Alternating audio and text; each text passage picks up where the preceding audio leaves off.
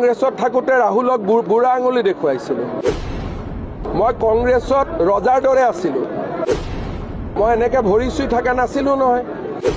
মই কংগ্ৰেছত দমত আছিলোঁ যেতিয়া আছিলোঁ। কংগ্ৰেছত থাকোঁতেতো মই দমত আছিলোঁ। কেতিয়াবা তলত থকা দেখিছিল নেকি মোক?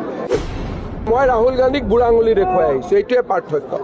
অসমীয়াৰ পাৰ্থক্য এইটোৱে। মই ৰাহুল গান্ধীক বুঢ়া আঙুলি দেখুৱাইছিলোঁ, লুৰিণজ্যোতি গগৈ ভৰিত ধৰি আহিছে। 855 জন শ্বহীদক কোনে গুলীয়াই হত্যা কৰিছিল?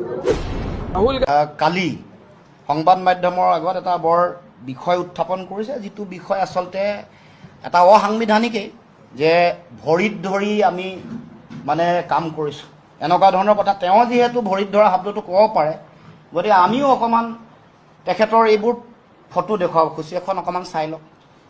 মুখ্যমন্ত্ৰীক মনত পেলাই দিব খুজিছোঁ। এইখন আৰু আছে দুই এখন। এইখন চাওক, এইখন আপোনালোকে বেছি ভাল পাব মই ভাবোঁ। এইখন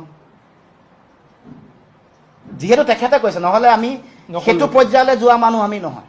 যিহেতু তেখেতে উত্থাপন কৰিছে বিষয়টো, তেখেতৰ মুখত এনেকুৱা অসাংবিধানিক কথা বতৰা আজিকালি আহিয়ে থাকে প্ৰায়। এইখন এখন আৰু এইখন। গতিকে